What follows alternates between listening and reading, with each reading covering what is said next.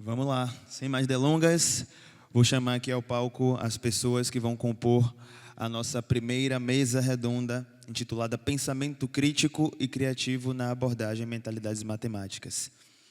Subam ao palco, por favor, Cleiton Gontijo, professor do Departamento de Matemática da Universidade de Brasília, Jack Dickman, diretor de pesquisa do Centro de Pesquisas YouTube. Mantenha as palmas aí, que vai demorar mais um pouquinho.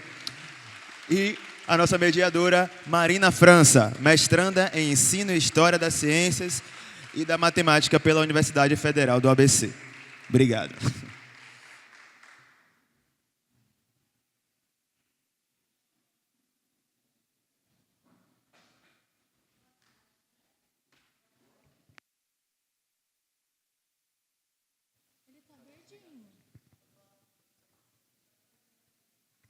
Pode ir? Muito bom. Ficar sanduíche aqui. Bom, obrigado, UOL. Minha psicóloga agradece as palmas. Primeiro também fazer o agradecimento, né, que tem aqui, como aí a gente falou, o pessoal do Siddhartha que veio, o Wallace, os filhos do Henrique, que estão aí com a gente, os estudantes do Instituto Federal de São Paulo, Natasha, Renata, que estão dando um super apoio e fazem acontecer todo esse bastidor que a gente geralmente não vê, não enxerga, mas é um trabalho gigantesco. Então, agradecer também ao professor Jack Dickman, professor Cleiton Gontijo, e vamos começar, porque é mais importante que vocês vão falar do que a apresentação. Vai lá, Cleiton. Bom, boa tarde a todos e a todas. É uma satisfação estar participando do terceiro encontro Mentalidades Matemáticas. E digo uma grande satisfação porque tive a oportunidade de participar do primeiro, também do segundo, e espero ainda poder participar de muitos outros que virão nos próximos anos. Nessa nossa mesa, chamada então de Pensamento Crítico e Criativo na Abordagem de Mentalidade Matemática, eu resolvi fazer vou tentar fazer uma breve apresentação de uma pesquisa que desenvolvemos com estudantes de anos iniciais do ensino fundamental em uma escola da rede pública do Distrito Federal. Naquele momento... Obrigado.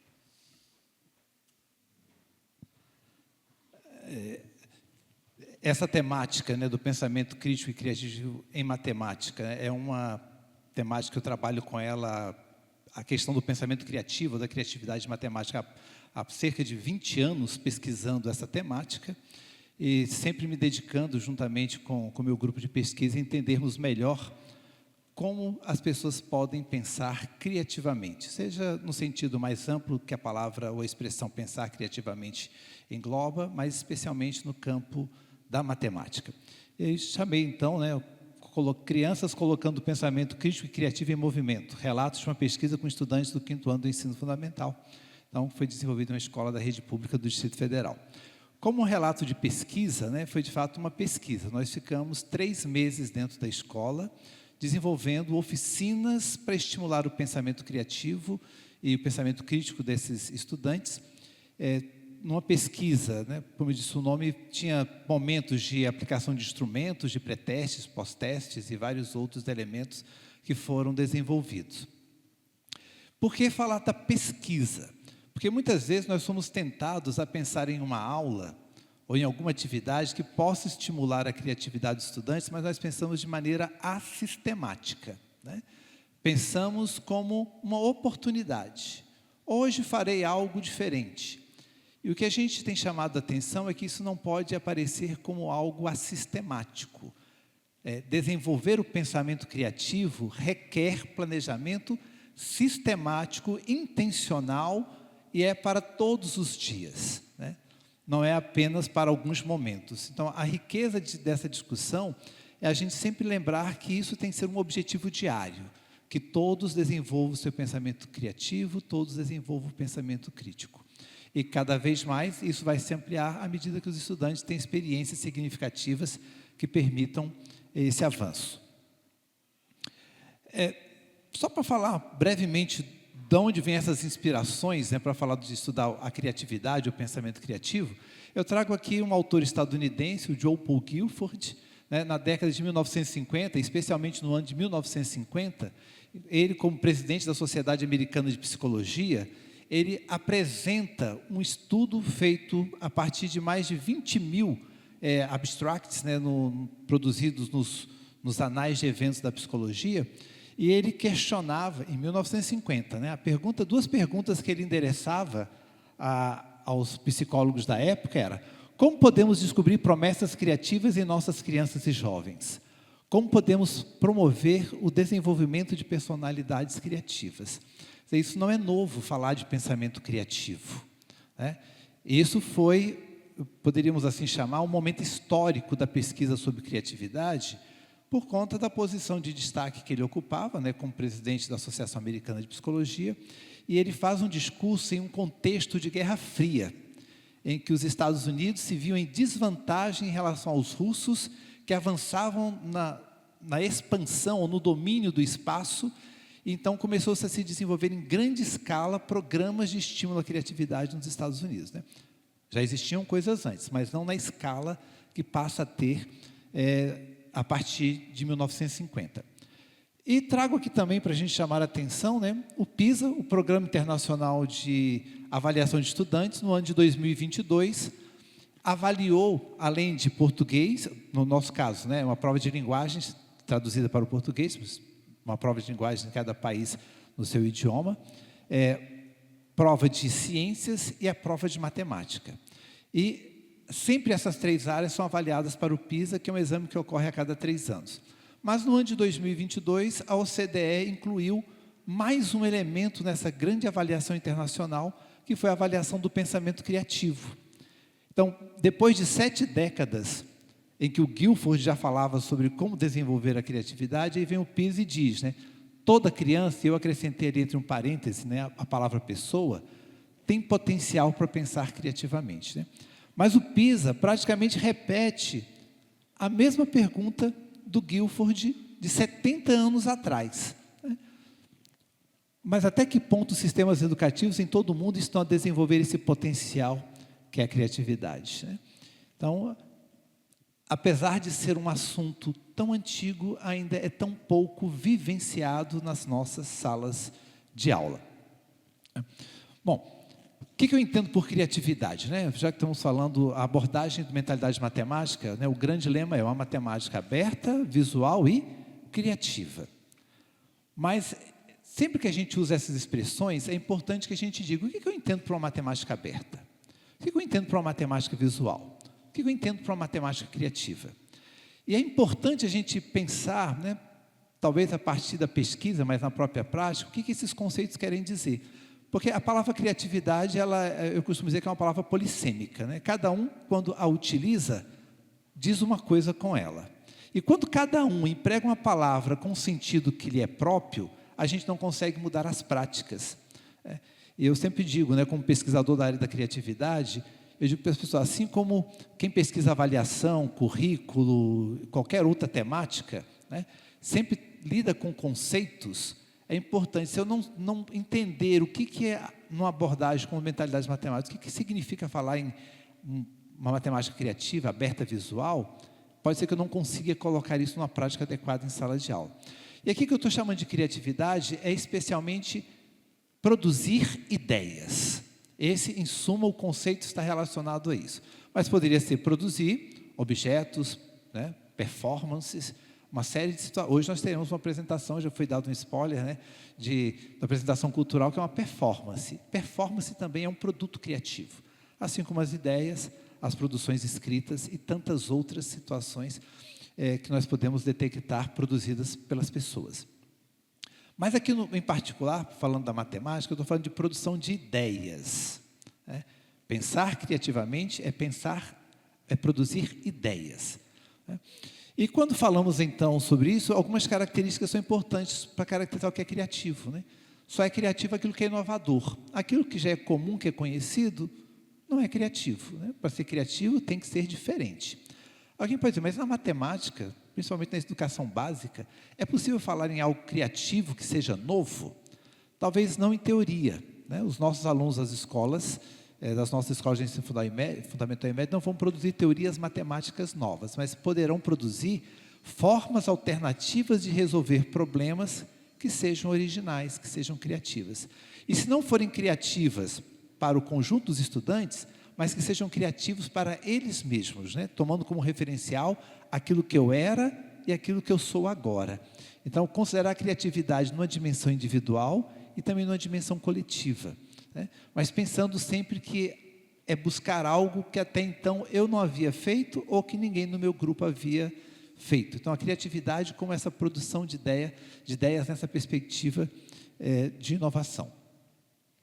E quando a gente fala de pensamento crítico e criativo em matemática, né, eu e um colega, parceiro de pesquisa que vai estar aqui também conosco no evento, Matheus Gênio Fonseca, a gente diz que o pensamento crítico e criativo, ele combina ações que são de produzir muitas ideias, que é o que nós chamamos de desenvolver fluência de pensamento, desenvolver ideias diferentes umas das outras, que a gente chama de flexibilidade de pensamento, e ainda desenvolver ideias que poucas pessoas pensaram naquele grupo, que é desenvolver a originalidade de pensamento.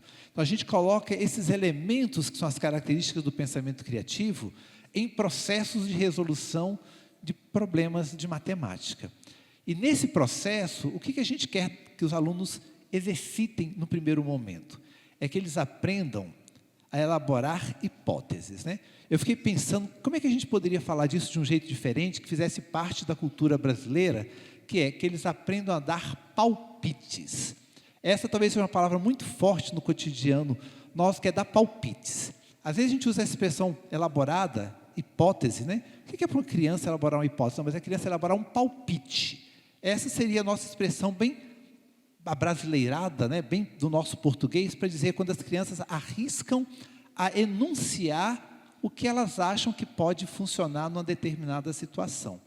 Então, ensinar as nossas crianças a palpitar diante dos problemas de matemática, né? E dando esses palpites, analisarem se eles são razoáveis, que é colocar o pensamento crítico em ação. Será que esse meu palpite, essa minha hipótese, ela realmente atende àquilo que o problema deseja, aquilo que o problema precisa para ser respondido?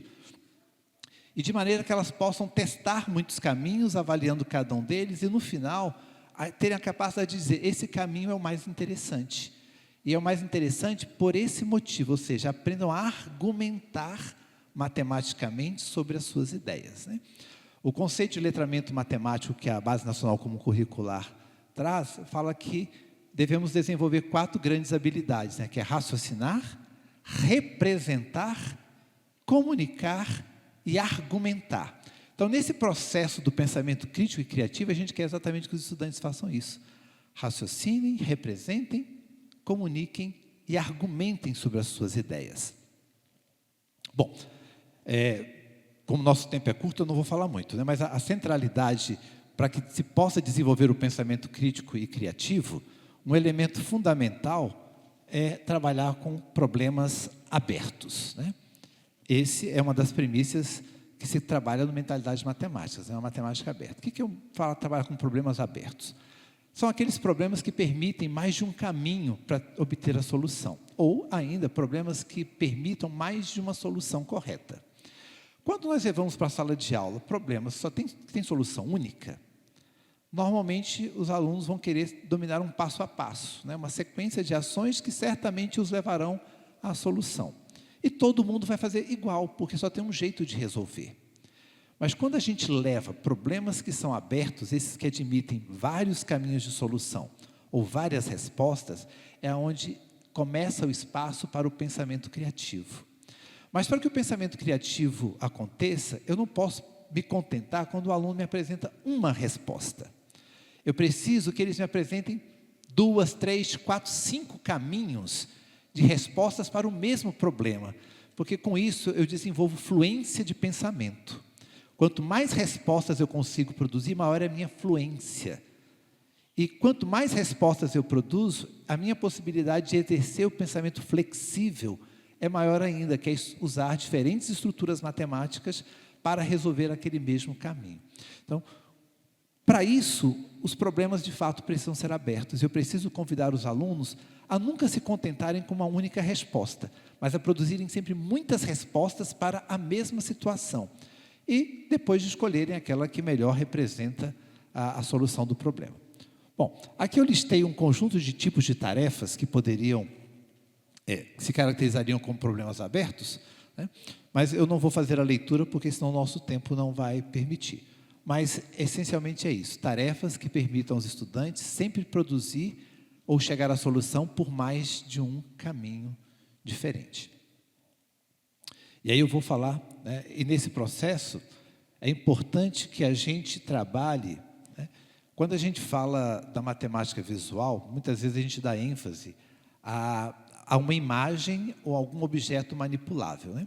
Mas utilizando o modelo do Conselho Nacional de Professores de Matemática dos Estados Unidos, quando eles falam sobre como trabalhar a matemática em sala de aula, eles recomendam pelo menos 5 tipos de representações. Então, trabalhar o aspecto visual, trabalhar o aspecto simbólico, trabalhar do ponto de vista verbal, o uso da linguagem, a presença de contextos significativos e ainda com a presença de materiais manipuláveis. Então, todas as vezes que a gente trabalha com a matemática, a gente precisa mostrar para os nossos estudantes aquele mesmo objeto por mais de uma representação. Porque se a gente usar sempre só a representação simbólica, nós não ajudamos os nossos estudantes a expandirem as suas formas de compreensão. Então, faça um desenho, escreva com as suas palavras como você pensou, me diga um contexto em que isso pode ser aplicado, tem algum material que você possa pegar e manipular e fazer essa construção. Então, essas coisas precisam estar sempre concatenadas, e quanto mais representações diferentes eu utilizar, melhor eu ativo o meu pensamento e vou ter condições de produzir respostas criativas. E aí sim, todas essas conectadas, né? Bom, e como é que a gente chega na escola para trabalhar com os estudantes? Nós usamos um modelo que a gente chama de modelo de oficinas de pensamento crítico e criativo, né? É um modelo de oficina de 6 etapas. As aulas que a gente desenvolve com os estudantes seguem 6 etapas de atividades. A primeira é o que a gente chama de momento de aquecimento. Todas as aulas a gente recomenda que tenha de 5, no máximo 10 minutos, como atividade introdutória, que o caráter dela é motivacional, né? Não se aprende matemática se eu não acreditar que a matemática pode ser interessante, né? Quanto mais interessante eu achar, melhor. O início das aulas costumam ser momentos de tumulto, né? Os alunos estão trocando de professor, ou vindo de uma prova, vindo de uma atividade física ou artística, estão reencontrando colegas.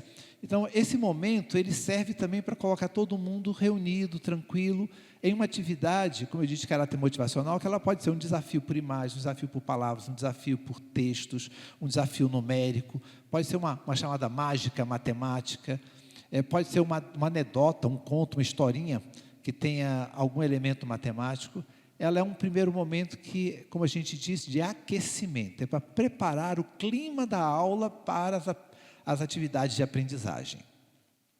Se a gente entra na sala de aula e começa a expor um tópico teórico, né, isso é pouco atrativo, mas se a gente começa a criar um clima de gostar, de acolhimento, de desafio, de curiosidade, isso estimula os processos de aprendizagem de matemática. O segundo momento da oficina é o que a gente chama de aproximação com a tarefa, né? É sabido, né, muitas das teorias que falam de aprendizagem vão dizer que nós aprendemos melhor a partir de algo que nos é familiar, né? Então, esse momento de aproximar com a tarefa é suscitar ou despertar nos estudantes os conhecimentos prévios que poderiam estar relacionados ao tema, que vai ser o tema central da atividade a ser desenvolvida. E esse momento principal é o que a gente chama do momento do problema investigativo, né? Então, as aulas, não é o professor expondo o conteúdo, é trazendo uma situação, como eu usei, né, usando a palavra do português, um momento de palpitar. Os alunos vão dar palpites de como poderíamos resolver aquele problema matemático. Eles vão apresentar as suas hipóteses, né? Eles vão construir, nesse momento de problema investigativo, que caminhos eu poderia usar para resolver esse problema. E aí, no quarto momento, o professor vai fazer o tratamento formal da matemática a partir das produções dos estudantes. Isso é importante. Os alunos trabalham primeiro e depois os professores. Porque quando o professor, ele primeiro expõe um conteúdo e mostra como se resolve um problema, a partir dali instala-se que eu tenho que fazer do jeito que o professor fez. A gente quer sempre o inverso. É uma pergunta motivadora que os estudantes trabalham sobre essa pergunta para depois ter o processo de sistematização, de formalização de conceitos. E a quinta etapa desse modelo é o que a gente chama de momento de apreciação. Então, todas as oficinas, todas as aulas, tem depois um momento em de se avaliar o que foi vivenciado, o que foi sentido, o que foi sistematizado naquela oficina. Ao longo dessas 5 etapas, a gente utiliza, ali deu uma desformatada, mas o que a gente chama de ferramentas de pensamento criativo, que são técnicas de criatividade. Técnicas que estão em qualquer manual de técnicas de criatividade, que a gente tem adaptado essas técnicas para as aulas de matemática.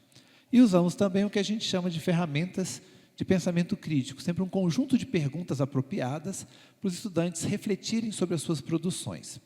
E ainda, no processo de feedback constante, né? Eu não posso dar um feedback para o aluno 2 horas depois que ele terminou a tarefa, porque isso é pouco útil. O feedback, quanto mais próximo do momento da ação, me permite repensar, reconstruir caminhos e reelaborar as minhas hipóteses. E o modelo termina com a 6ª etapa, que é o que a gente chama de projeções, né? Se na aula tivemos uma atividade investigativa, ela não pode morrer na aula, ela tem que dar uma sequência para o aluno continuar produzindo após a aula. Bom, seguindo esse modelo, então,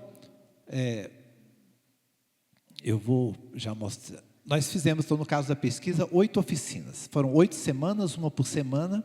Nós tivemos um privilégio de trabalhar com uma escola de tempo integral, então nós tínhamos um turno da semana só para trabalhar com as atividades de matemática com os estudantes, porque todos aqueles passos levam tempo. Quando a gente trabalha com uma carga horária menor, a gente sempre precisa fazer adaptações para conseguir cumprir todas as etapas num intervalo menor. Então, aqui tem uma breve descrição das oficinas, né? Aqui tem uma descrição mais detalhada e das ferramentas de pensamento criativo que a gente utilizou. Então, cada oficina tinha um conjunto de técnicas de criatividade que foram utilizadas. Então, aqui tem algumas imagens da primeira, foi muito mais trabalhar com descobrimento de padrões. Aqui, uma oficina que foi muito interessante, que a gente deu para as crianças um baldinho com bolinhas de gude. E perguntavam para eles, quantas bolinhas de gude tem dentro desse baldinho, sem ter que contar uma a uma. E aí eles foram palpitar, né? O que eu acho que seria possível para conseguir descobrir a quantidade de bolinhas que tem nesse pote, sem que eu tenha que contar uma a uma. E as hipóteses que eles levantaram eram todas muito interessantes, e algumas que se aproximavam, né, muito de um processo, né, de perceber um padrão de quantidades, de usar processos aditivos e multiplicativos para se alcançar.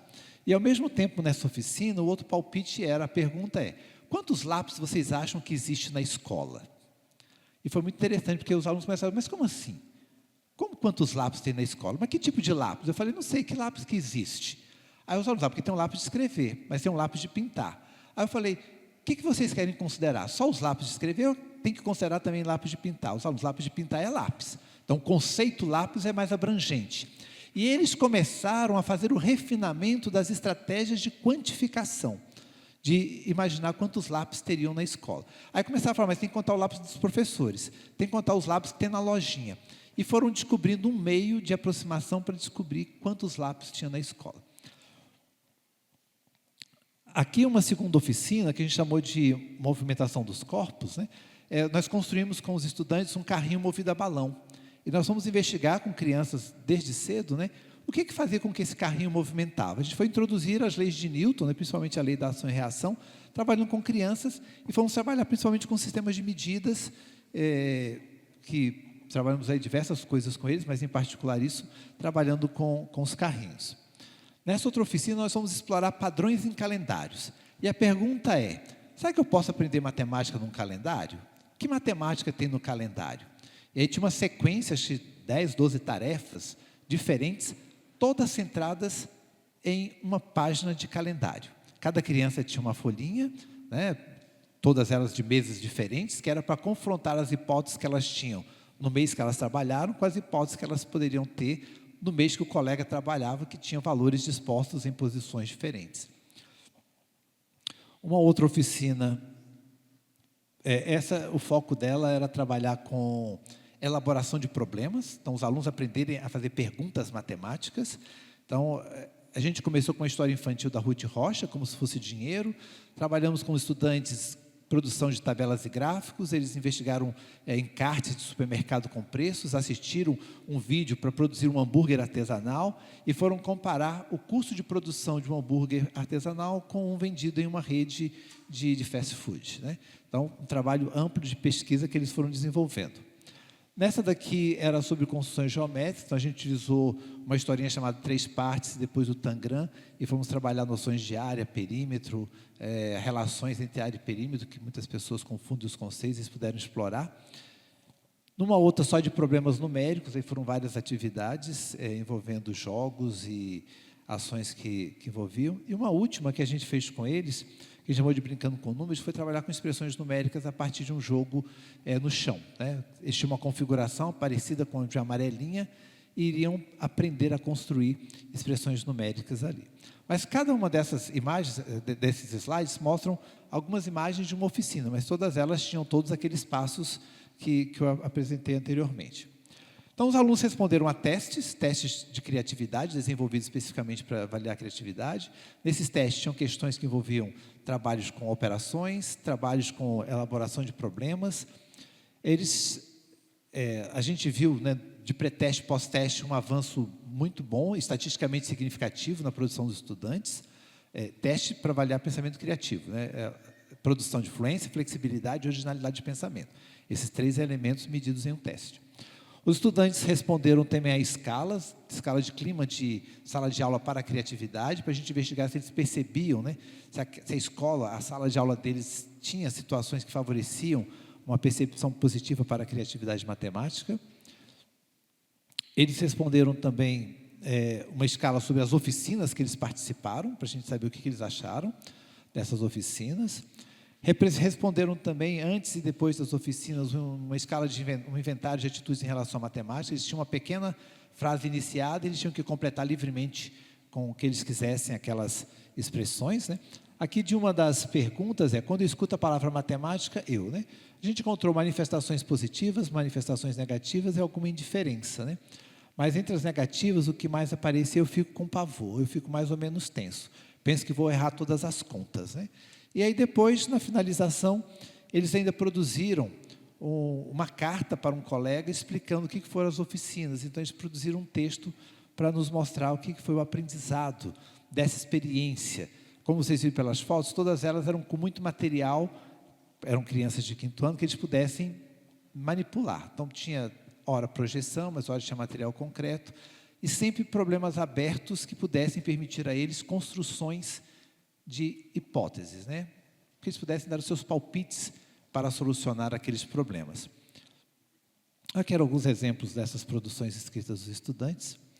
E o que a gente concluiu foi que, a partir de todos os instrumentos, tanto os quantitativos, como os testes e as escalas, como as produções de textos, é que os estudantes consideraram muito significativa a nova experiência que eles tiveram.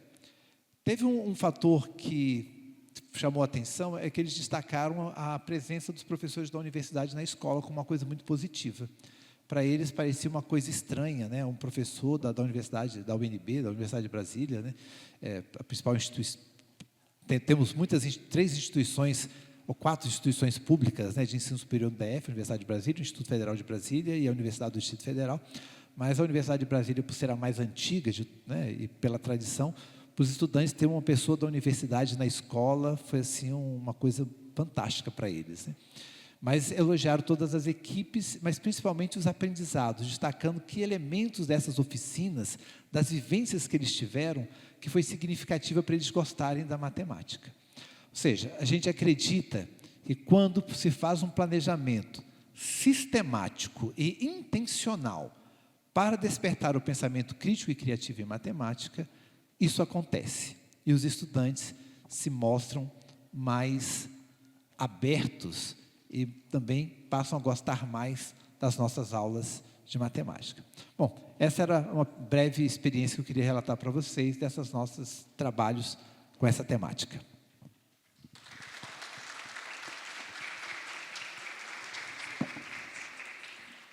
Obrigada, Cleiton. só essa breve experiência maravilhosa, né, da gente ver os estudantes produzindo e coisas que não são mirabolantes de se fazer, né, coisas que estão lá no dia a dia, na nossa vida, o tempo todo, e como que as crianças se empolgam e se engajam nisso. E aí vou chamar o professor Jack Dickman para continuar falando sobre esse engajamento.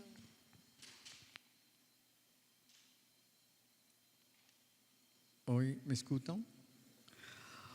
É uma honra estar com vocês, estar com os palestrantes aqui.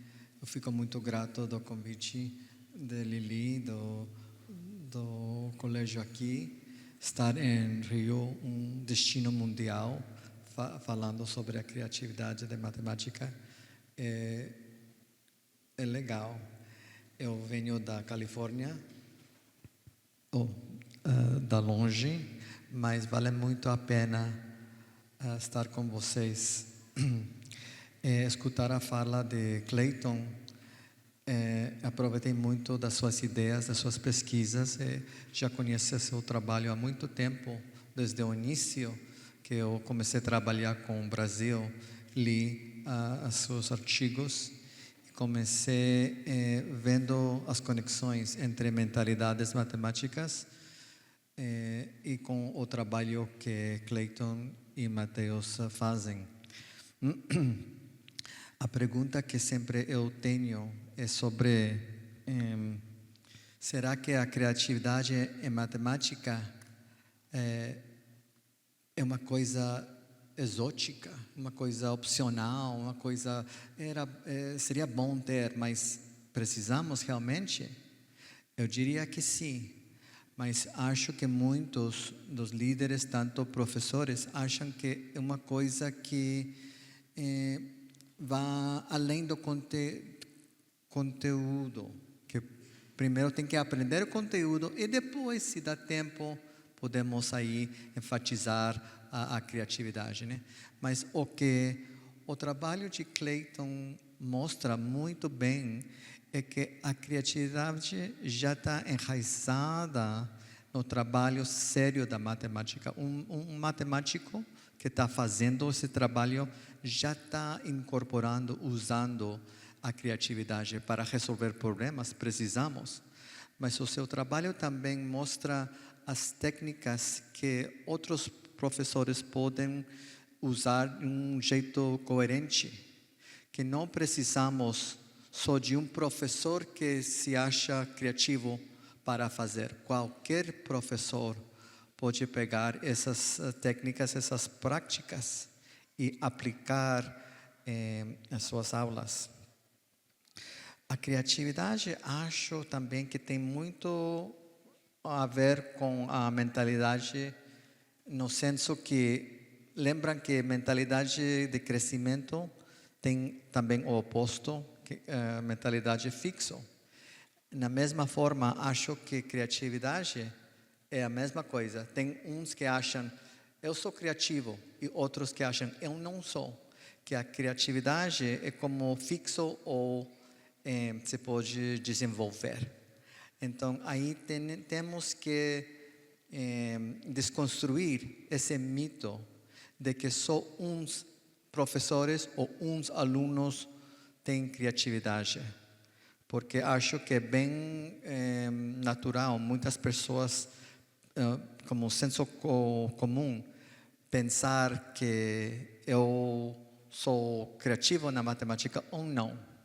Então, temos que lutar contra esse mito.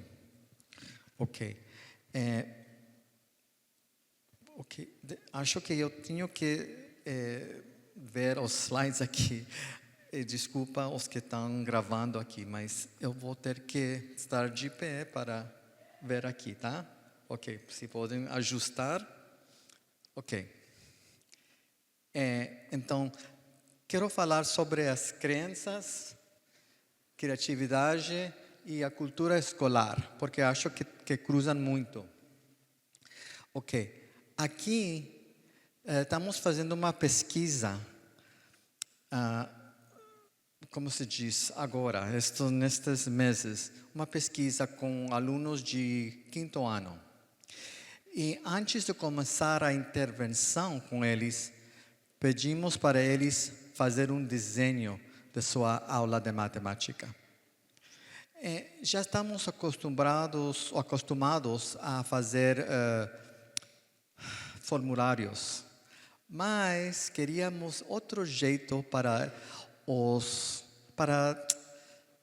lançar, como aproveitar da criatividade dos alunos. Então, pedimos para eles desenhar. Vocês poderiam fazer isso com seus alunos? Ou se tivéssemos tempo, eu poderia falar para vocês, faz um desenho do que vocês lembram quando vocês eram alunos. E acho que seria muito como esse desenho que está aqui. O que enxergam deste desenho? Alguém pode dizer o que enxergam aqui? Matemática é o que, Pri? Conta, né? É só conta. E lembra aqui, não sei se dá para ver, mas essas caixinhas diz, por exemplo, 2 vezes 5 igual 10, sim ou não? Então, é correto ou errado? A matemática é bem assim. Esse aluno acredita, né? Então, vê também que não tem pessoas lá, não tem humanos, não tem alunos. É só conteúdo, só uma coisa na lousa. Essa é a matemática. Que triste que para eles, os alunos, eles veem a matemática como uma coisa separada deles. Uma coisa que fica lá e que dá certo ou errado. E não tem outro jeito. Né? E também vem que uns desses cálculos estão errados a propósito. Então, o professor quer como testar, quer enganar, quer ver quem sabe e quem não. Né? Então, quer como categorizar os alunos, né? Avaliar. É bem chato pensar que a todo momento um aluno se sente avaliado. Então, vamos ver outro. Ok? Quem chega aqui? Alguém mais do que Pri? Pode me dizer?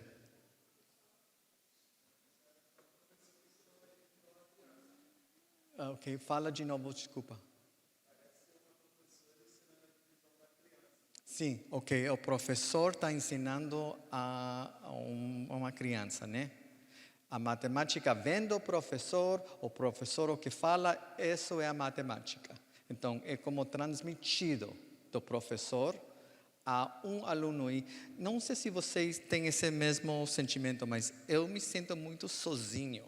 Eu vejo a solidão, não sei como se diz, solidão? A solidão aí nessa imagem, né? Ainda fico triste de pensar que todo dia, obrigatoriamente, esse aluno tem que participar de uma aula onde se sente sozinho. Então, quando falamos sobre a criatividade, temos que também estar baseados em a realidade, como os alunos percebem, e não como nós quiséssemos que eles pensassem. A realidade deles é assim. Acho que deveríamos escutar e pedir dos alunos ou como vocês experimentam a aula de matemática, porque aí podemos ver e também é muito iluminador para o professor também saber o que está pensando e sentindo o aluno, né? Antes de mudar e recomendar, fazer sugestões que deveríamos mudar, deveríamos também tomar a sério a realidade que esses alunos vivem. Okay? Eu recomendo vocês também, com seus alunos, façam esse exercício. Dão uma folha em branco e dá um tempinho. E só faz essa pergunta. faz um desenho da sua sala de aula em matemática e vê o que vocês coletam. Tá. Ok. Estas ideias aqui são itens de um formulário que nós fazemos, que é bem parecido com o que o Clayton mostrou. E esses itens, é como você concorda ou discorda com essas frases, ok? A primeira, a matemática é criativa. Concordo muito, concordo, desacordo, tal e tal. Como como se diz, Likert scale, uma escala Likert. Ok, tá. Então, aí podemos tentar de medir a concordância com essas frases aqui. A matemática é uma área cheia de conexões entre ideias. Esse sempre é baixo. As primeiras duas são, normalmente os alunos dizem não concordo com isso. Concordam mais com as próximas frases. Mas depois de nossas intervenções, seja um curso de férias, uma vivência, atividades. Estou vendo aqui nossos professores de curso de férias que tivemos aqui já em 2019. Aí vemos uma mudança grande e significativa em essas frases aqui. Ok? Não vou ir um por um, mas... Então, quero enfatizar que para cultivar a criatividade, realmente temos que mudar como os alunos veem a matemática em si. Qual é a natureza da matemática? O que é aprender matemática? É só fazer cálculos? É ser rápido? É ser correto sempre? Ou temos um olhar mais abrangente do que é a matemática? Porque se fica só esse método, esse olhar fechado, a criatividade realmente não entra. Não tem nada a ver se todos os problemas são fechados e só tem uma resposta e o que valorizamos é o primeiro que chega nessa resposta. Mas nós não acreditamos nisso. Vemos a matemática de um jeito muito mais amplo. Mas se a matemática é mais ampla, agora sim tem sentido cultivar essa ideia de criatividade em matemática. Ok. Agora, em relação ao desafio, o que tem a ver a criatividade com o desafio? Porque mentalidades matemáticas é bem baseado em a ideia de o desafio é que nos ajuda a crescer, nos ajuda a aprender.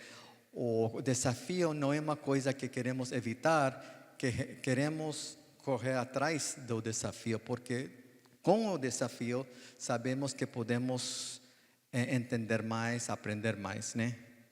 Então, que tem a ver criatividade com desafio? Porque, como Clayton falou, não queremos deixar a ideia de que criatividade é só nas sextas, quando já terminamos o conteúdo, aí temos outra coisa lúdica para fazer. Vamos ser criativos hoje. Que bom.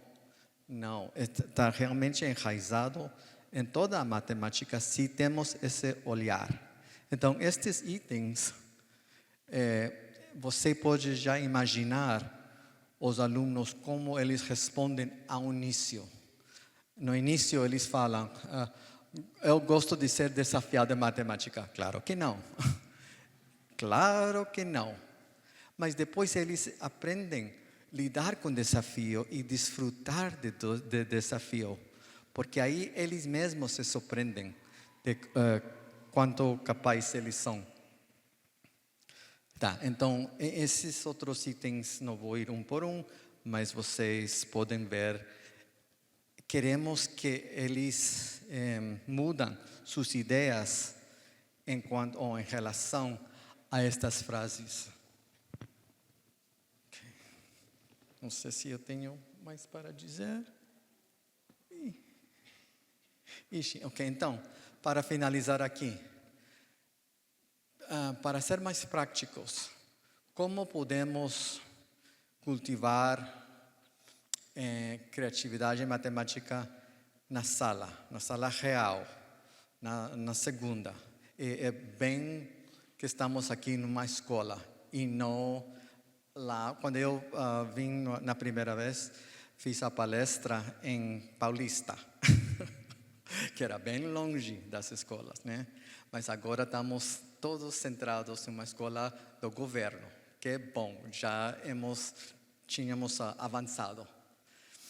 Eu vejo aqui tantos rostos de amigos, de colegas que fizeram essa realidade já conosco há muito tempo. E eu reconheço que eu sou da fora, eu não sou experto de educação brasileira, mas eu venho aqui como parceiro, como apoiador, como alguém que tem uma experiência nos Estados Unidos que pode servir como um ponto de partida, né?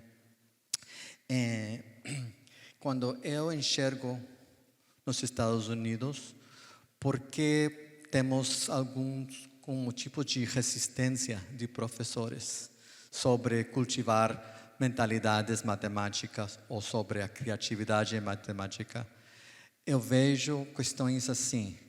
O primeiro é, como eu já falei, o professor diz: eu estou preocupado com meus alunos, eles não estão entendendo o conteúdo para as avaliações externas do Estado, por exemplo. Eu não tenho tempo para me dedicar à criatividade, que meus alunos não sabem fazer as contas. E eles usam isso para justificar a ideia. E eu entendo, essa ideia vem de preocupação séria para seus alunos. Mas eu não concordo e acho esse trabalho de conversar com professores e explicar, e não só de explicar, mas dar experiências, vivências com os professores para que eles tenham outro olhar da matemática. Não só para, como se diz, dizer o que eles têm que dizer, mas conversar fazendo esse tipo de matemática com eles. O segundo é eu mesmo, ainda não ensinei esse conteúdo. Porque às vezes os problemas que são criativos, às vezes envolvem conteúdo além do que eles estão estudando nesse capítulo, digamos. Se é um problema aberto realmente, não está como se diz, em uma caixa de só esse conteúdo desse capítulo. Às vezes tem outras coisas, ou uma abordagem que não encaixa exatamente em o conteúdo atualizado. Às vezes os alunos já estão pensando vou dar-te um exemplo. Estávamos fazendo uma atividade de dados com alunos de 4º ano. E eles queriam mostrar como porcentagem, mas eles não sabiam como fazer um círculo, um gráfico círculo de porcentagens, porque ainda nessa época eles não tinham aprendido isso. Mas a professora disse: ok, é a hora de aprender isso, vamos estudar isso porque precisamos. Aí ela aproveitou. Mas ela também poderia ter dito: não use essa estratégia, porque ainda não estamos lá. Deixa isso para lá, fica só com esse método que já aprendemos. Mas isso também é como fechando um pouco as possibilidades. E por último, esse o último é mais positivo. Tínhamos uma professora que pegou livros de Joe e mentalidades matemáticas e ela aplicou. Gostou muito, só que o problema dela era: os problemas são tão ricos, tão interessantes, a matemática está tão conectada, onde eu deveria parar? Porque se eu continuasse com meus alunos, meu Deus, é como sem fim. Que problema ter na matemática, não saber, ela para ela era como um rio. Quando eu entro nesse rio da matemática, até onde eu deveria ficar? Porque é bem profundo. É isso mesmo que deveríamos ter essa experiência de que a matemática sempre é abrangente. Então, é com isso que eu fecho. Desculpa.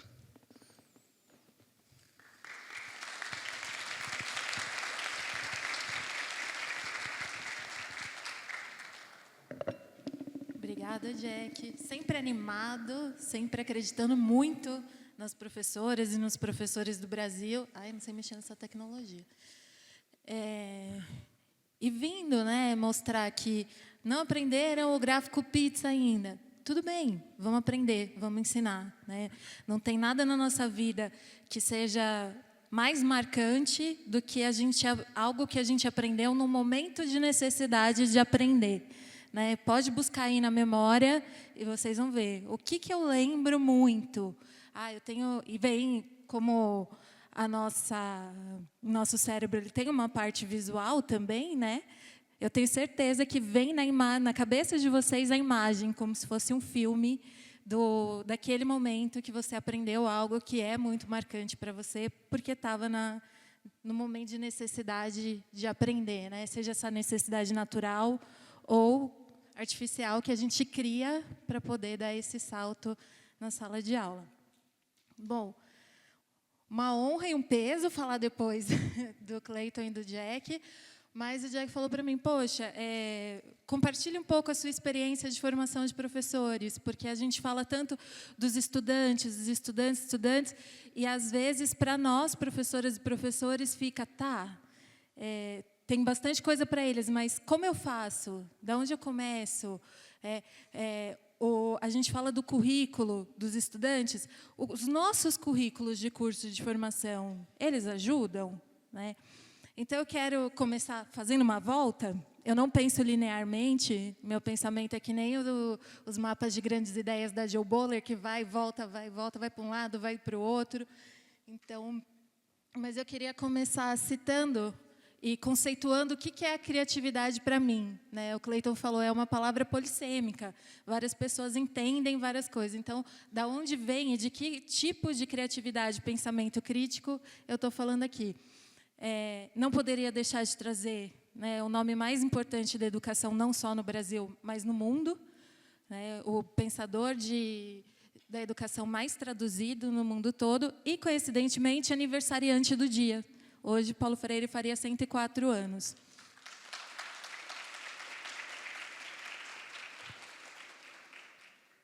Bom, e aí o que o Paulo Freire fala para a gente, né? Ai, gente, chegar perto dos 40 é uma dificuldade, porque para enxergar é uma maravilha. Bom, a curiosidade como inquietação indagadora, como inclinação ao desvelamento de algo, como pergunta, verbalizada ou não, como procura de esclarecimento, como sinal de atenção que surge, alerta, faz parte integrante do fenômeno vital. Ou seja, nós somos, como eu sou das ciências sociais, eu vou usar a palavra difícil, ontologicamente criativos. Ou seja, a gente veio num desenvolvimento biológico por milhares, milhões de anos, desenvolvendo, até que a gente teve esse HD que a Yadin falou. E esse HD, voluntariamente ou não, ele nos faz seres criativos. O que pode acontecer é que, às vezes, a gente se encontra em situações, como o Jack e o Cleiton falaram, que a gente não desenvolve essa criatividade. Ou pior, que a nossa criatividade é enfiada numa caixinha e quadradinha, não pode sair daqui, não pinte fora da linha. Né? O famoso não pinte fora da linha. E a gente quer lá dentro, mas existe. E o mais lindo e o que mais me encanta no ser humano é que, por mais que tentem botar a gente para pintar dentro da linha, a gente sempre vai ter a potência de pintar fora da linha. Então, é algo nosso, a gente tem essa potência. E aí ele coloca: não haveria criatividade sem curiosidade, que nos move e que nos põe pacientemente impacientes diante de um mundo que não fizemos, acrescentando a ele algo que fazemos.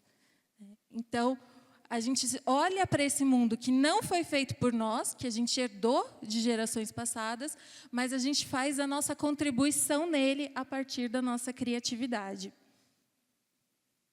E aí, trazendo também Bell Hooks, né, uma grande pensadora do pensamento crítico, da comunidade de aprendizagem, que são conceitos que a gente usa muito. Pensar é ação. Ou seja, não é involuntário. Não é e é, né? Porque senão eu contradigo o que eu acabei de dizer. Mas é ação. A gente precisa escolher, a gente precisa ter uma movimentação com isso. Né? E aí eu ouço muito, mas meus alunos são inertes. Eles não engajam, eles não fazem. Como que a gente vai pensar em estratégias, que eu não vou dar receita, porque não existe receita, para que eles engajem e participem, que eles se disponham a ter ação. Né? Pensamentos são laboratórios aonde se vai para formular perguntas e encontrar resposta, onde se unem as visões de teoria e prática. O cerne do pensamento crítico, que a gente está dizendo aqui, é o anseio por saber, por compreender o funcionamento da vida. Então, a gente olha para o mundo e a gente busca entendê-lo, busca estar em ação nesse mundo. E isso é uma das formas, e daí vai surgir várias ciências, entre elas a matemática, que observa o padrão em diferentes áreas da nossa vida e vai tentar traduzir isso numa linguagem própria. Bom, agora sim, entrando na formação de professores. A gente fala muito dos estudantes que não agem, do currículo, da BNCC e tudo mais, como eu falei, mas e os nossos currículos de formação de professores? Né? Os nossos currículos de licenciatura, os nossos currículos de pedagogia, eles estão formando a gente para um pensamento crítico e criativo? Ou a maior parte dos exemplos que a gente vê de sala de aula somos nós lá na frente, falando, e os meninos sentados. E as meninas também, né? E, geralmente, a gente vai ter uma parte de gestão de sala de aula, que normalmente se converte em controle de sala de aula. Né? Como que eu mantenho os meus alunos sentados, quietos, me ouvindo, prestando atenção, sem dormir e sem falar com o outro? Porque eu estou falando, ele está tendo ideias, mas ele não pode conversar com o coleguinha do lado, ele não pode comentar essas ideias com ninguém. Tem que ficar só na cabeça dele para ele. Então, embora a gente estude Paulo Freire muito aqui no Brasil, mas como que a gente vai? Os nossos estágios, né? Se a gente for fazer uma proporção, maior quantidade de aulas que a gente assistiu, foram aulas de trabalho colaborativo ou foram aulas na fileirinha, os estudantes sentados, olhando para frente, não pode olhar para o lado? Né? Eu tinha professores que falavam: olha para frente, olha para mim, olha para mim. Eu falava: poxa, mas tem tanta coisa na minha cabeça, eu preciso pôr para fora, eu preciso falar com quem está perto de mim. O Jack sabe disso, porque ele senta do meu lado nas coisas e eu fico enchendo o saco dele. E daí, eu vou mudar um pouco a ordem dos slides. Um dia estava a Jen e eu brincando de Pink Cérebro, que a gente adora fazer isso. O que vamos fazer essa noite? Vamos tentar divulgar mentalidades matemáticas para todo mundo. Não, a gente é muito ambiciosa, mas pelo menos no Brasil a gente tenta, né? E aí, na nossa experiência de Vespasiano, surgiu o nosso desafio de como que a gente forma professoras e professores na etapa do trabalho que a gente estava desenvolvendo lá, no município, que a gente atuou de forma sistêmica, um curso de formação para professoras e professores que trabalhasse os elementos do Mentalidades Matemáticas para a gente aplicar o curso de férias. Então, ia complementar o que eles já estavam fazendo na sala de aula, mas a gente ia aplicar o curso de férias, como o Cleiton falou, para criar evidências, pesquisas, todas essas questões são importantes também. E aí, a Bel também estava nessa loucura. E aí estávamos lá falando do curso, eu tinha feito um curso de inglês, falei para a Edinho, olha, esse curso foi muito legal, porque de manhã a gente preparava a aula junto, à tarde a gente aplicava com estudantes voluntários, era legal poder fazer com estudantes reais e não só professores iguais a nós, porque tem dúvidas que surgem, que não vão surgir de professores. E aí a Bel pegou e falou assim, nós vamos chamar de DOM, que é Docentes Mentalidades Matemáticas. E aí virou o DOM, que a gente fica o tempo todo, o DOM, e o que é o DOM? Então, o DOM, a gente pensou em como que eu vou trabalhar os conteúdos do curso de férias, que é desenvolvimento da identidade matemática, então todas e todos se reconhecerem como seres matemáticos, as mensagens importantes, como que a gente muda essa visão sobre a matemática e quem é capaz de aprender matemática, o que é matemática e quem é capaz de aprender, de fato, essa matemática. Spoiler é, todo mundo é capaz, em altos níveis. E os conteúdos matemáticos, porque eles não estão fora. Embora, às vezes, pareça, Cadê a Aline? Não sei se a Aline chegou ontem, a gente estava na banca de mestrado da Aline e ela falou... o professor chegou para mim e falou, me passa essas folhinhas divertidas de atividade que você leva para os alunos. E aí, gente, é muito mais do que folhinhas divertidas, atividades. E aí, nesses conteúdos matemáticos, a gente vai fazer a busca por padrões, o senso numérico, generalização e pensamento algébrico. Lógico que isso não necessariamente em ordem, Essas camadas aqui, elas se misturam quando a gente está. E aí, se a gente nunca parou para ver a matemática dessa forma, como busca de padrões, essência de padrões, como que o professor e a professora vão conseguir ensinar desse jeito, vão conseguir trazer esses elementos? E aí, a gente criou uma estrutura que era, de manhã, havia as vivências, são atividades abertas, como o Jack falou, não tem gabarito. Antes que perguntem do gabarito, não tem gabarito, e também não nos matem, não tem gabarito. Então, você precisa vivenciar, você precisa experimentar com outras pessoas, em comunidade, para conseguir ver possibilidades do que vai sair dali. Entender o que pode aparecer na minha sala de aula. Depois que a gente vivenciou... A gente refletia, que era o exercício de metacognição. Então, vamos discutir o que a gente fez aqui, quais foram as etapas, as perguntas que foram feitas, aí a gente passava para a parte pedagógica, sair um pouco da matemática para a parte pedagógica. Como que eu estruturei essa atividade, qual é a forma que as perguntas estão sendo feitas e tudo mais, para a gente conseguir ter esse elemento. Depois, a gente planejava isso tudo em 3 horas de manhã, tá? Loucura total. Mas a gente planejava coletivamente. Então, sentávamos em grupos e íamos planejar junto as aulas que iam ser aplicadas à tarde pelas professoras e professores com os estudantes voluntários, que eram estudantes do 5º ano do Fundi 1 mesmo. Então, eram crianças que pegariam. Depois, a gente aplicava com a nossa turma, tentando entender, sim, cuidando para não ensinar nenhum conceito que depois viesse a atrapalhá-los por não ter clareza, mas também focando muito mais na parte pedagógica. Como eu faço isso? Então, a gente brincava com as professoras dizendo, o dom é para vocês aprenderem como trabalhar. Para vocês aprenderem, não, para vocês terem a experiência de como trabalhar uma matemática criativa na sala de aula. O curso de férias, aí o nosso foco é trabalhar a matemática e desenvolver os meninos na matemática. Aqui são vocês que são o foco de aprendizagem, com responsabilidade, mas aqui são vocês. E, por fim, a gente compartilhava. Então, 3 professoras conduziam a aula e o resto da turma, que era por volta de mais 8 pessoas, ficavam assistindo. E fazer observação de aula é observar, o nome já diz. Então, a gente só ficava vendo, tentando entender dentro de critérios que a gente tinha na nossa ficha, para depois poder vir na conversa e compartilhar. O mais gostoso foi chegar no final desse curso e ouvir, nossa, a gente descobriu que com lousa, estudantes e professoras, a gente consegue tudo. Essa é a maior tecnologia, o maior recurso que a gente precisa ter. E daí a gente tem essas imagens lindas. A gente consegue ver o quanto é apaixonante, né? E isso que o Cleiton falou, se empolgar de estar lá, de querer... Não foi o Cleiton, desculpa, alguém falou sobre não estar feliz na sala de aula, né? Não rir na matemática. E aqui a gente rolou de dar risada. O momento de fazer junto, de trabalhar junto, né? Usando cores, usando todos os elementos que a gente usa, se desafiando.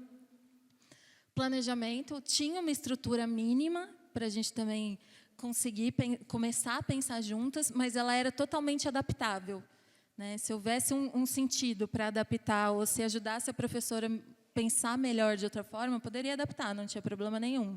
Era meio que um lembrete, assim, não se esqueça de. Né? Nossas crianças lindas, que são as nossas felicidades, então, né, sair de outras formas, mas não é a professora ensinando, né? Não é a professora lá na lousa e os alunos sentados, quietos. E aqui, o trabalho em grupo sempre. A gente aprende em comunidade, a gente aprende junto. Né? É impossível para um ser humano sozinho absorver tudo sobre um objeto. É impossível olhar para esse celular que está aqui e absorver tudo que tem sobre ele. Mas a Carla, que está vendo do outro lugar, ela está vendo outros elementos que eu não consigo ver daqui. E quando a gente troca, as duas passam a ter uma visão mais completa desse elemento. Tudo bem até aqui? Alguém acordado? Vocês estão dormindo? Sim. Bom, tudo bem. Isso tudo é muito bonito, e é bonito mesmo, me emociona de lembrar dessa experiência que a gente pôde ter lá. Mas, como já foi problematizado aqui, o maior recurso que a gente tem são as pessoas profissionais da educação. Não só professoras e professores, mas todo mundo que faz acontecer. Inclusive, quem a gente quase nunca lembra, as pessoas que estão na limpeza, que estão na manutenção, que são essenciais para o dia a dia da escola e que faz ela acontecer. Como que estão esses profissionais? Né? Como que a gente está investindo nesse grande recurso que a gente tem? Como a gente está aproveitando esse recurso que a gente tem? E aí, eu resolvi trazer aqui, que eu pulei uma parte, a parte teórica, mas depois eu falo sobre isso nas perguntas. Como que a gente está tratando? Né? Porque a parte de abordagem, como eu falei, ela é muito bonita. E a gente fala que todo mundo é capaz de aprender com esforço, persistência. Nossa, socorro! Ah, tá. Entendi. Que susto. É que o Wallace pôs o cronômetro aqui. Eu falei, meu Deus, socorro, Deus. Mas ele está fazendo contagem regressiva aqui. Então, tá bom. Como que a gente está sendo tratado? A parte pedagógica é extremamente importante. A parte de didática é extremamente importante. Mas e a parte do ser humano? Quais são os nossos planos de carreira? E aí eu estou falando plano de carreira que seria, não é o que eu quero da minha vida de carreira, mas quais são as minhas possibilidades de progressão? Eu estava conversando com um professor ontem, e ele falou, eu estou 15 anos em sala de aula, vai continuar pelo menos mais 20, e já cheguei no topo do meu plano de carreira. Ou seja, não tem possibilidade de aumento de salário para além do que é recomposto de inflação, todas essas coisas. Né? Fazendo uma pesquisa rápida no Google, mas com muito cuidado, muito cuidado mesmo, se a gente for pensar no ano de 2023, só no estado de São Paulo, mais de 20 mil, só no estado de São Paulo, mais de 20 mil professores e professoras se afastaram por questões emocionais e de saúde mental. Como a gente está sendo tratado? Como que esse maior recurso não está sendo investido, não está sendo visto como recurso? E como que a gente se coloca frente a essa ação? Porque a abordagem, se tem uma coisa que professor e professora são, é criativo. O que a gente gosta de fazer é inventar moda. É tentar trazer coisas diferentes. Então, a abordagem ela faz muita diferença. É extremamente importante que a gente venha aqui discutir uma abordagem. Mas também é extremamente importante que a gente discuta quais são as políticas públicas. né? Desde o currículo que vai ser formulado, tanto de BNCC quanto de formação de professores, quanto quais são as nossas condições adequadas para que a gente possa desenvolver esse pensamento crítico e criativo. Até me esqueci, né? Se a gente for pensar nisso, como que a gente vai falar? Outro dado simples, em 2024, o piso salarial do professorado é R$ 4.867,76 no Brasil. O DIESE, não sei se vocês conhecem, é uma agência de pesquisas, principalmente em desenvolvimento humano, desigualdades sociais. Ele traz que, para hoje, no Brasil, você viver, se manter vivo, não é nem com luxo e nada assim, o salário mínimo deveria ser de R$ 6.912,69, ou seja, mais de R$ 2.000 a mais do que um professor recebe, né? A gente não está tendo nem o mínimo para sobreviver. Então, como que a gente vai pensar nisso? Como eu falei, a gente está tendo crise de burnout.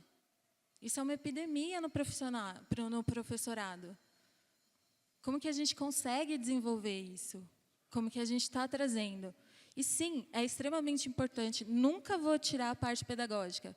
Ela é extremamente importante, porque a gente precisa pensar em formas, né, de conseguir trazer os estudantes para o nosso lado, de conseguir que eles façam, como o Henrique falou, garantir o seu direito à aprendizagem, porque não é um favor nosso, é um direito deles aprender. Mas como que a gente consegue se mobilizar? E eu não estou falando isso para a gente desanimar e falar, bom, não tem saída, então vamos jogar tudo para o alto. Não. A ideia é que a gente olhe junto com a matemática, tentando entender todas as questões da matemática, que, como o Henrique falou, não é neutra, nunca foi. A gente viu no documentário o quanto a matemática e os algoritmos conseguem contribuir para a manutenção das desigualdades sociais, né? E como que a gente traz essa matemática para o nosso lado? Como que a gente se mobiliza para cobrar políticas públicas de currículo, para cobrar políticas públicas de valorização de professoras e professores, de profissionais da educação, mesmo que eu não seja. Eu sou, mas mesmo que eu não seja, né? Ah, mas eu sou jornalista. Tá? Como que a jornalista pode ser uma aliada nossa? Porque a consequência vai ser na vida da jornalista também. Dessa população que não tem acesso ao conhecimento, que é desumanizada. Porque quando a gente tira a capacidade do ser humano de ser criativo, o que a gente está fazendo é desumanizar. A gente está colocando o ser humano como qualquer outro animal. E aí qualquer outro animal não tem compaixão, não tem solidariedade. Como que a gente vai trazendo isso? Então, para fechar, que o Wallace já colocou o cronômetro da pressão aqui, gostaria de trazer de novo o Paulo Freire, e agora com o Antônio Faundes.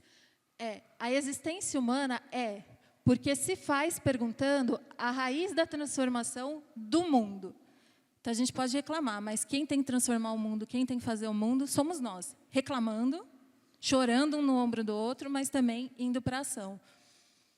Há uma radicalidade na existência, que é a radicalidade do ato de perguntar. A gente sempre vai olhar para alguma coisa e se perguntar sobre aquilo, querer saber mais, conhecer mais. Por que assim, por que não de outro jeito? A radicalidade é essa, a existência humana que implica no assombro, pergunta e risco. É um risco a gente pensar, a gente sair disso. É um risco. É um risco descobrir coisas doloridas também. Mas é necessário. E um risco também, como a gente viu, o avanço da tecnologia que a gente fez, e para onde essa tecnologia maravilhosa, que poderia ser usada para a igualdade social, vem sendo usada para a desigualdade social, para aprofundar os problemas que a gente já tem, né? Então, e por isso, implica ação e transformação. É esse, na minha opinião, humilde opinião, o nosso caminho. Como que a gente faz ação e transformação na didática e para além da didática.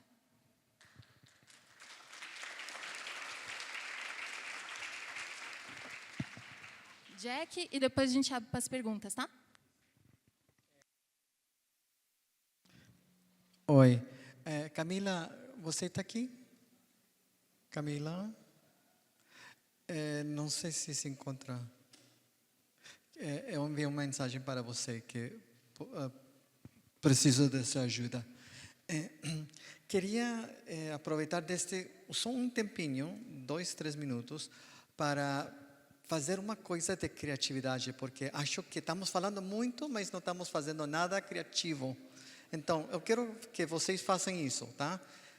Pegam seu celular, pegam uma imagem favorita de vocês. Pode ser do seu gatinho, do seu filho, seu neto, não sei o quê. Pega uma imagem que você gosta. E aí pensam, criam uma pergunta que podem ser feitas, que podem fazer, criar uma pergunta que pode ser respondida pela matemática. Estou vendo a minha imagem. Qual pergunta eu poderia ter dessa imagem que envolveria a matemática? De pé, por favor, quando vocês já têm essa imagem, e troca ideias com o parceiro do lado lá, tá? Ok, vou dar só 2 minutos para vocês fazer.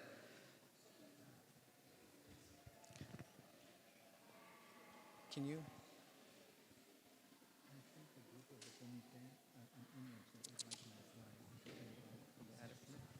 Mas tem que fazer isso de pé, por favor.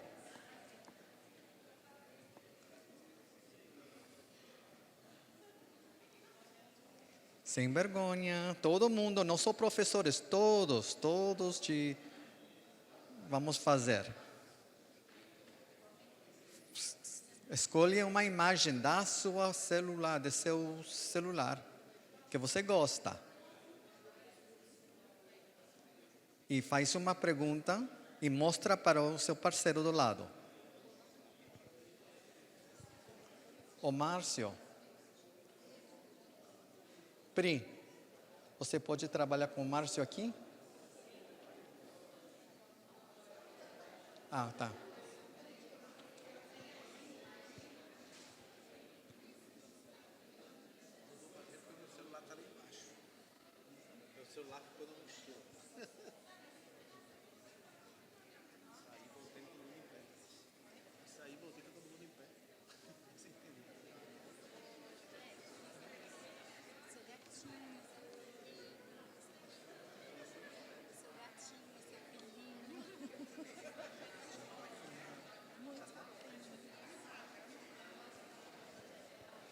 Como assim? Não pode falar fofinho, você é homem. Ah, Cassiano. Perfeito. Eita, mais um. Coloca. Não, você aperta que vai. Aperta e para de apertar.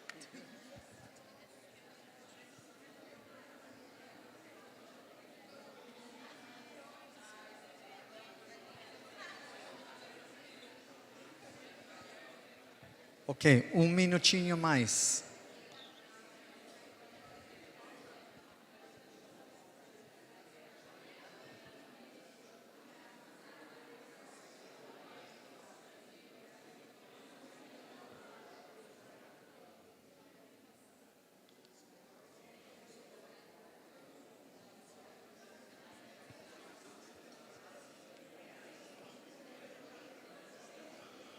Ok. Agradecem os parceiros e já voltam para seus assentos.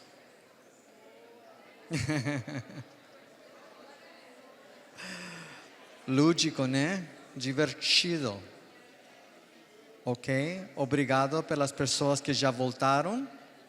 Estamos esperando uns outros colegas para voltar aos assentos.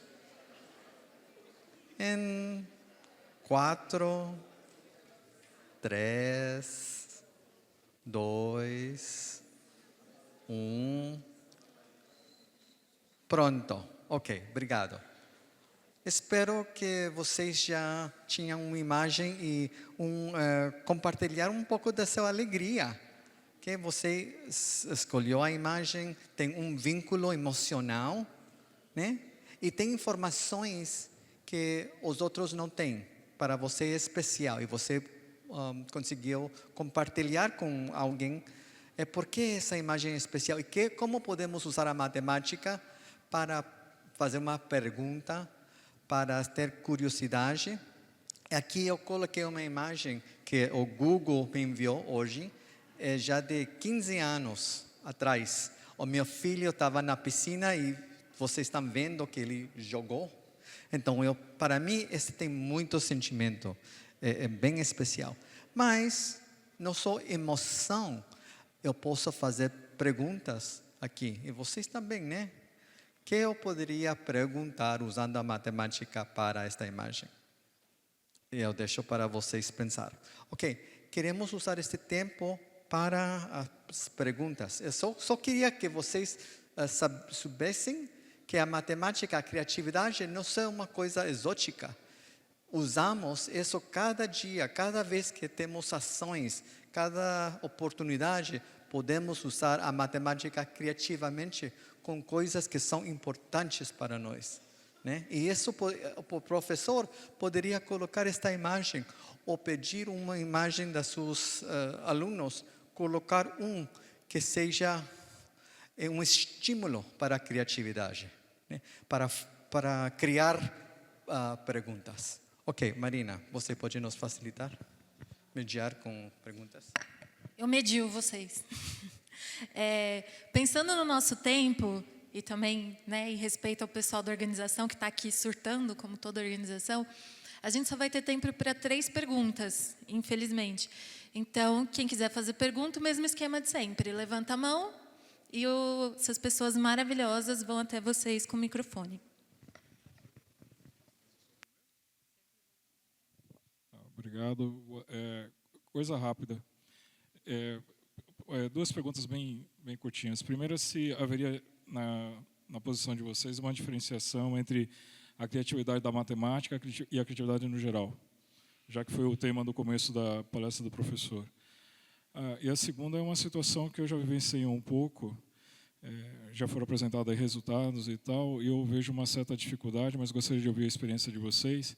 Sempre tem bons temas e trabalhos e perspectiva de fazer propostas como as pesquisas apresentadas, né, em escolas e tal. Mas, em geral, eu sempre vejo e leio os trabalhos dos colegas de experiências de matemática em equipes de matemática. Eu ainda não vejo, posso estar errado, mas gostaria de ouvir a experiência de vocês a respeito das pessoas que não são da carreira de matemática, mas estão na escola e estão aprendendo, reaprendendo a fração, né, ou como resolver uma certa equação, tal. Qual a experiência de vocês? Porque o retorno que eu tive foi o seguinte: lá vem lá o professor ou a professora fazer pesquisa aqui, eles vêm, passam uma semana, um mês, enfim, 3 meses, vão embora. E o que fica para a escola? Para o professor de matemática, fica alguma coisa. E para o resto? Para os colegas que são professores e não gostam de matemática, fica o quê? Essas 2 perguntas. Obrigado.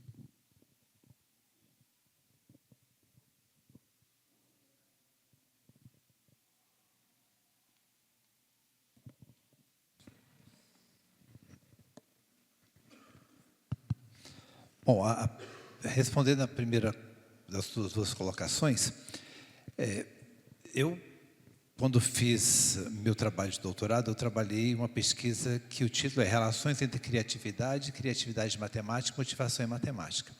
Naquele momento, eu utilizei teste de criatividade, no sentido da criatividade no sentido amplo, e um teste para medir criatividade em matemática. Então, lá eu já havia encontrado correlação positiva entre medidas de criatividade e criatividade de matemática. Os alunos que mostraram maiores medidas de criatividade também mostraram maior criatividade em matemática. O PISA, que foi aplicado em 2022, eu mencionei, mas não trouxe resultados.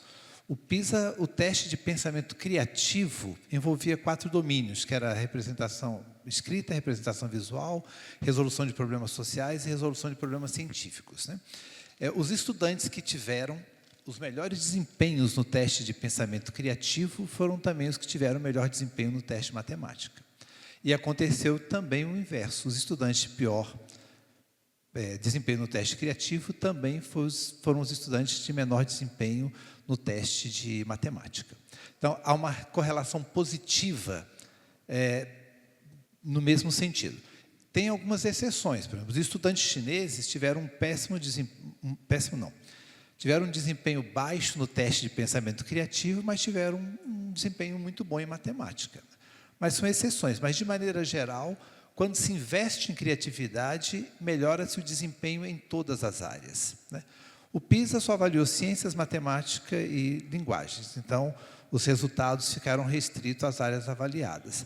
E o relatório enfatizou especialmente matemática, porque no ano de 2022, 2/3 da prova era de matemática, 1/3 de ciências e linguagens, né? A cada edição do PISA, uma área é privilegiada com o maior número de itens de testes, né? Então, existe uma correlação positiva entre criatividade, no sentido geral, e a manifestação da criatividade em áreas específicas. Então, quando a gente estimula, nas mais variadas linguagens e disciplinas, o pensamento criativo colabora para um desenvolvimento melhor de toda a pessoa em todas as áreas. No caso da pesquisa que nós desenvolvemos, nós trabalhamos diretamente com os estudantes semanalmente, mas nós fizemos também um trabalho prévio com os professores, porque chegar na escola para trabalhar com a abordagem metodológica diferenciada, era necessário que os professores da escola comprassem a ideia da pesquisa. Então, nós não fizemos apenas a apresentação teórica, mas como fizemos oficinas com professores. Com os professores, uma oficina que foi desenvolvida, que foi particularmente interessante, nós projetamos uma imagem de um sapato, né, um tênis gigante, que à época era considerado o maior sapato do mundo pelo Guinness Book, né? E a pergunta provocativa para os professores era: se você fosse o gigante dono desse sapato, como é que você faria para estimar a sua altura, né? Então, veja, a gente não entrou com conteúdo, a gente queria que os professores dessem palpites, né, que eu falei, elaborar suas hipóteses, né? Como se eu alcançaria, como eu resolveria esse problema, e nós íamos trabalhar com eles, trabalhar com estimativa, que é o termo que a gente usaria, né, para falar em matemática, trabalhar com proporção e com escala, a partir de uma imagem de um sapato gigante, né? E fomos explorar vários conteúdos matemáticos que eram típicos ali dos anos escolares, de anos iniciais. Mas a pergunta é sempre a pergunta: como você pensa que isso poderia ser? Como você faria para encontrar uma medida? Então, a partir dos palpites, né, das estimativas que eles apresentaram, é que a gente foi fazer uma exploração conceitual do tema. Mas foi feito, então, o trabalho com os professores na escola para que pudessem, digamos, compreender a própria pesquisa e ampliar, porque nós trabalhamos com um grupo restrito de estudantes, para outras turmas da escola, né? Então, tinha um grupo, que era o foco do interesse como objeto de medida, né? Para verificar se aquilo que a gente estava testando, de fato, comprovava as nossas intenções, as nossas hipóteses, mas foi feito também um trabalho com professores. Então, sempre importante isso, associar, quando a gente entra numa escola, primeiro, sensibilização da escola para a pesquisa, processo de formação dos professores relacionados ao tema da pesquisa, que eles possam experimentar também as oficinas, para depois fazer o trabalho com os estudantes.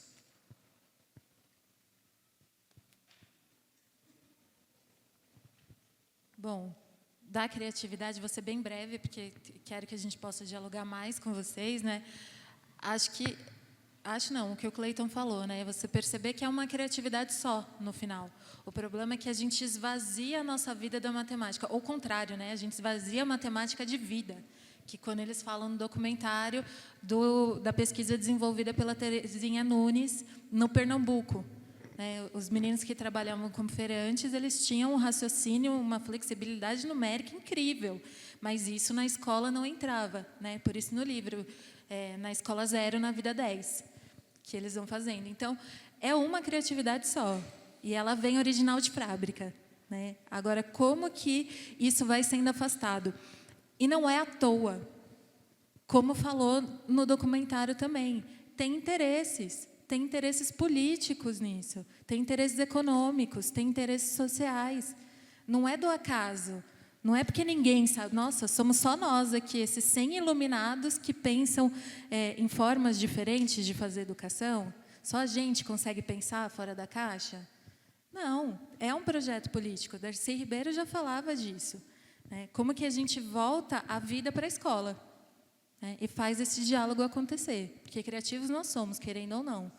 Agora, como que a gente vai desenvolvendo isso? É a mesma coisa, todos nós nascemos, todos nós não, mas a maioria de nós nasce com a potência de falar, de andar, de enxergar. Nem todo mundo, mas a grande maioria. O comum, né? Sim. Mas se a gente não tiver pessoas guiando a gente nesse processo, né, segurando no dedinho e não sei o que lá, a gente não desenvolve. Então, a gente precisa de desenvolvimento para qualquer habilidade que a gente já tenha potência de desenvolver, né? Pelo nosso desenvolvimento biológico mesmo, de espécies e tudo mais, né? E aí, dessa coisa dos professores, eu queria contar uma história muito legal, que eu comecei fazendo formação no Siddhartha, num colégio de uma região bem pobre em São Paulo, né? Um pedacinho de São Paulo cidade, junto com Mauá, que é uma das cidades mais pobres do Grande ABC. Inclusive, a melhor região de São Paulo, que é a minha região. E aí, começou na pandemia, já estava tudo pronto, a gente estava desde o começo do ano se preparando, e aí veio a pandemia em março, fechou tudo, e aí a gente falou, vamos ter que dar aula online. E aí o diretor dessa escola falou, olha, eu não vou dividir o ATPC dos meus professores.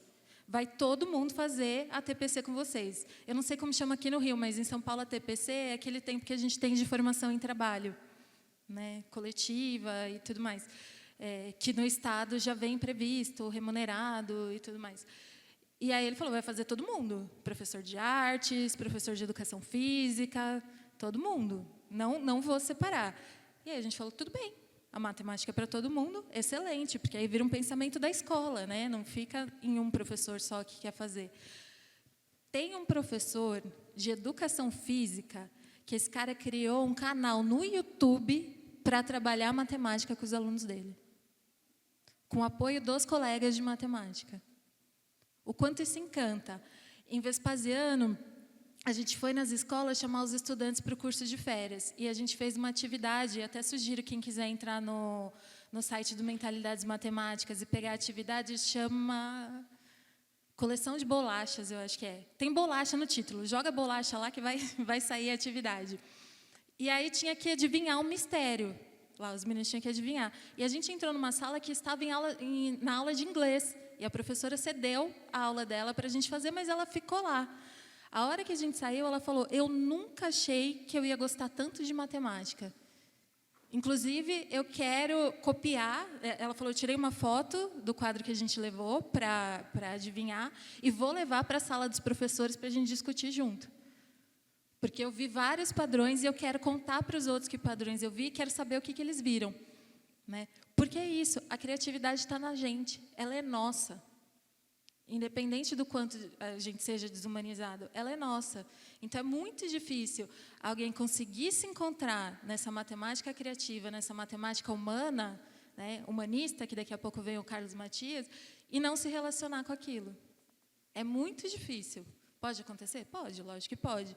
Mas as experiências que a gente tem de formação de professores é ver o quanto o entorno volta, muda junto. Vai se transformando e pensando de outras formas. E aí não só confunde um, mas confunde dois. Essa professora era do médio de inglês que resolveu fazer atividade e tudo mais. Depois mandava mensagem, WhatsApp, pedindo mais coisas. Outra pergunta. Não? Não. Então, não temos tempo, desculpa. E acho que é isso. Aí, então, para a gente fechar com uma pergunta, né? Depois vocês mandem para a gente, olha eu dando trabalho para a comissão, né? Tudo bem. Oi, Wallace, te amo. Mas depois compartilha com a gente, não precisa mandar por WhatsApp nada, procura eu, Jack e o Clayton. O que vocês acharam de matemática nessas fotos de vocês? Conta para a gente. O que você conversou com o seu colega que te fez pensar em algo que você não tinha imaginado quando foi fazer?